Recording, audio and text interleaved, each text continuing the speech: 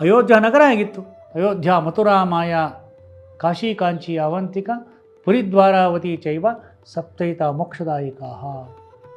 ಹೀಗೆ ಅಯೋಧ್ಯ ನಗರ ಯಾವ ರೀತಿಯಾಗಿತ್ತು, ಒಬ್ಬ ಕವಿ ಬಹಳ ಚೆನ್ನಾಗಿ ವರ್ಣನೆಯನ್ನು ಮಾಡ್ತಾನೆ ಕಾವ್ಯಮಯವಾಗಿ. ಶೋಭಾಮಯವೀ ನಗರ ಮನುಪುರ, ಯೋಜನೆ ಮೂರಿಹುದಿದುರ ವಿಸ್ತಾರ, ವಿಶಾಲ ವೀತಿಗಳಿರೆ ಮನೋಹರ, ವೀಕ್ಷಕರಿಗೆ ಸ್ವರ್ಗವು ಸಾಕಾರ, ರತ್ನ ಕವಾಟಂಗಳು ಗಂಭೀರ, ಶೋಭಾಮಯ ಶೃಂಗಾರ ಗೋಪುರ, ಸ್ವರ್ಣ ಕಳಸದಿಂ ಶೋಭಿಪ ಶಿಖರ, ವರ್ಣಾಲಂಕೃತವಾಗಿಹ ದ್ವಾರ, ವರ್ಣಿಸಲಸದಳ ವೈಪ್ರಾಕಾರ, ಉನ್ನತ ವೃಕ್ಷೋದ್ಯಾನ ಸುಂದರ, ಬುರುಜುಗಳಿವೆ ನಾಲ್ ದೆಸೆಯಳು ಎತ್ತರ, ಶತಗ್ನಿ ಸಹಸ್ರ ಶತ್ರು ಭೀಕರ. ಇವರುಗಳು ಗೊತ್ತಿಲ್ಲ ನಮಗೆ.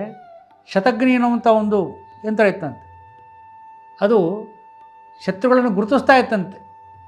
ಇವತ್ತು ನಾವೇನು ಯೋಚನೆ ಮಾಡ್ತಾ ಇದ್ದೀವಿ, ಅದನ್ನು ಮೀರಿದ ತಂತ್ರಜ್ಞಾನಗಳಲ್ಲಿತ್ತು ಅಂಥೇಳಿ ಹೇಳ್ತಾರೆ.